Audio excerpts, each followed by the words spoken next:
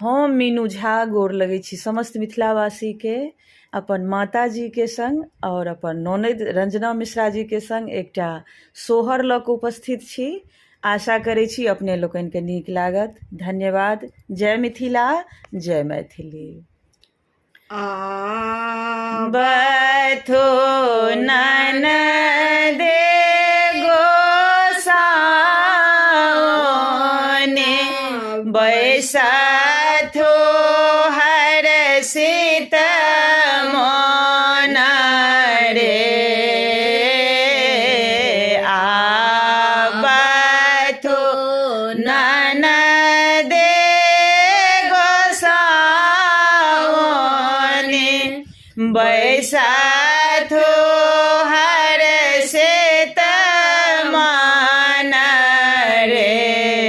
ललना रे लेथो होरेला जे के कोरा सोहर दस गाबथो रे।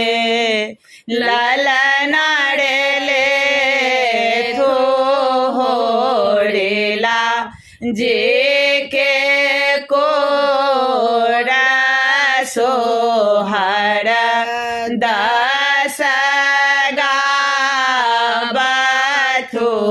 रे। सोहर दस हम गाएब गारे दसुनायब रे। भौजो है हमारा के देवा दाना हँसैते गृह जाए बड़े। भौजो है हमारा के देवा दाना हँसैते गृह जाए बड़े। हम लेबा कानक तर के नाक गनक बेसरे रे। ललना रे भैया जे लेबा चरणक छाड़ा हँसैते घर जाए बड़े। ललना रे भैया जे लेबा चरणक छाड़ा हँसैते घर जाए बड़े। कहाँ पे कानक तर के नाक के नक बेसरे रे।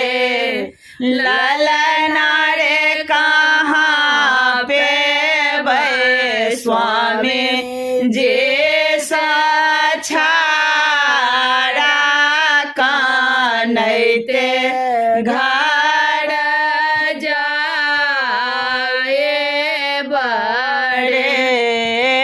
ललना रे कहाँ पे स्वामी जे छाड़ा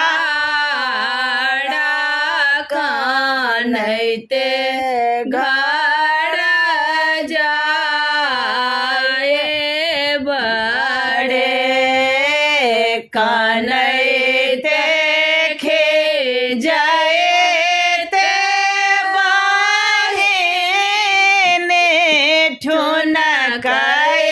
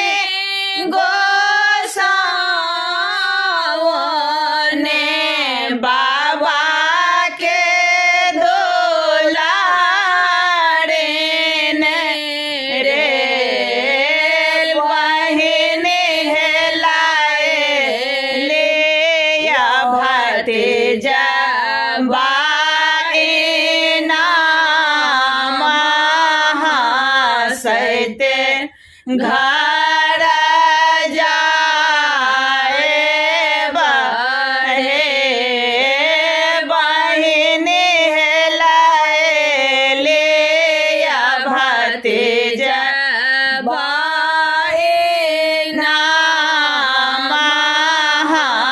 सैते घर